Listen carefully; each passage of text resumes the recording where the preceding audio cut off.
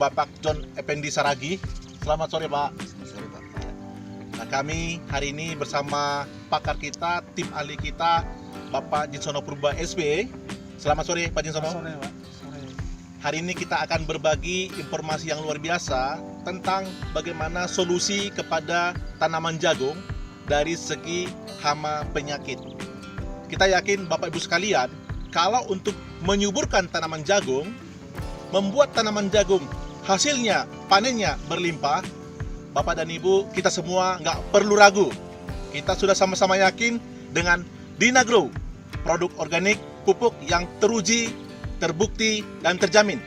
Dan kita bisa lihat bersama kebun Bapak John Effendi Saragi, seperti kita lihat di sebelah, umurnya masih umur 36 hari.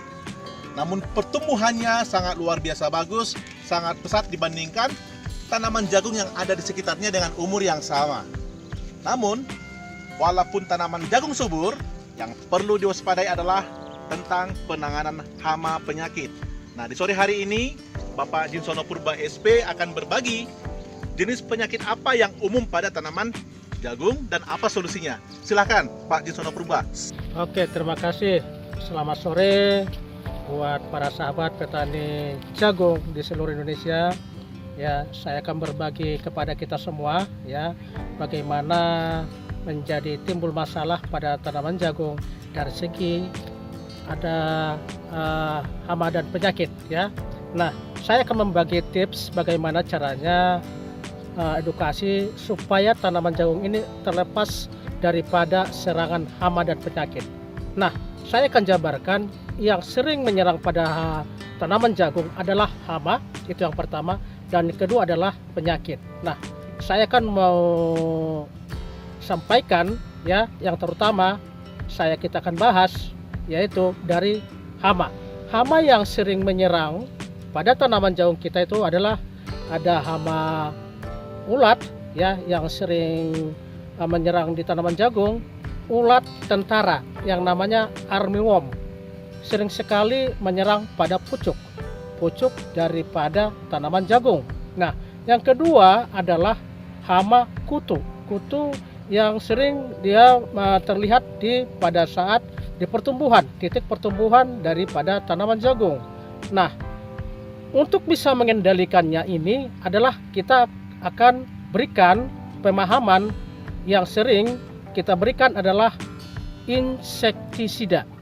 Ada beberapa banyak jenis insektisida yang harus kita pahami kepada kita semua, yaitu jenis insektisida untuk mengendalikan ulat pada tanaman jagung. Nah, bahan aktif yang paling tepat ya yang banyak digunakan para petani di seluruh Indonesia adalah bahan aktif. Yang pertama sekali bahan aktif chlorotraniliprol, itu yang pertama. Nah, yang kedua boleh gunakan bahan aktif contoh sebagai ini lambda-cyhalothrin, dan juga ada bahan aktif metomil.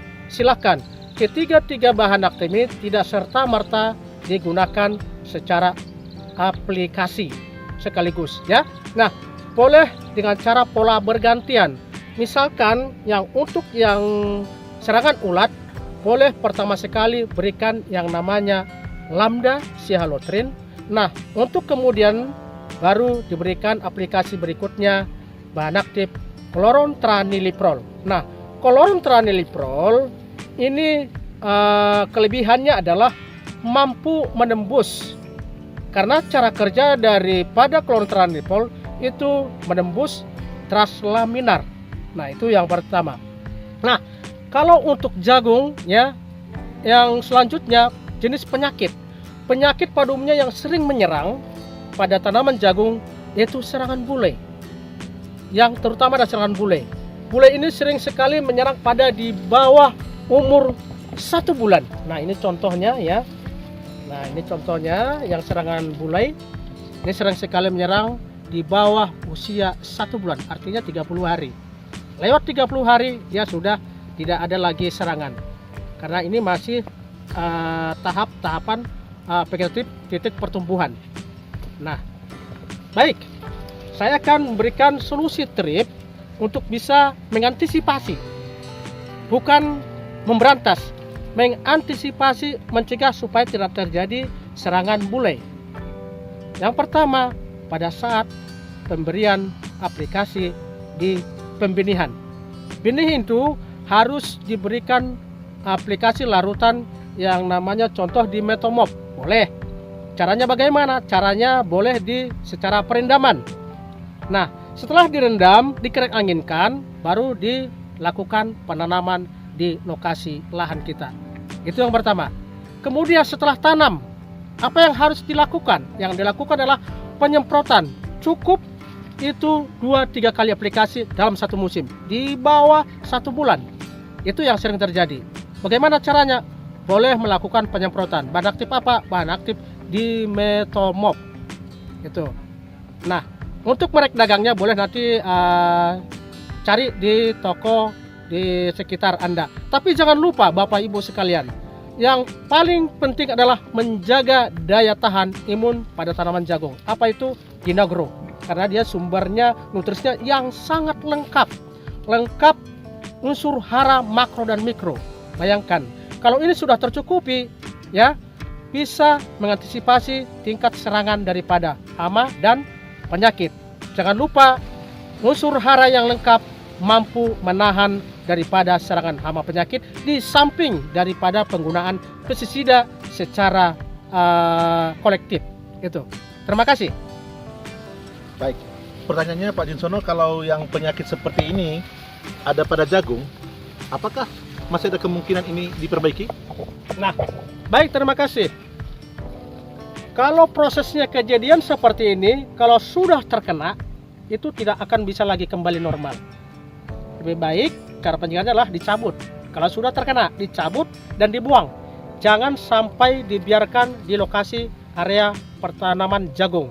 Karena ini akan bisa berdampak ke tanaman yang lain akibat daripada serangan jamur. Dia akan bisa menjamur dan berpindah, apalagi dibantu dengan saat pada masa musim hujan curah yang tinggi.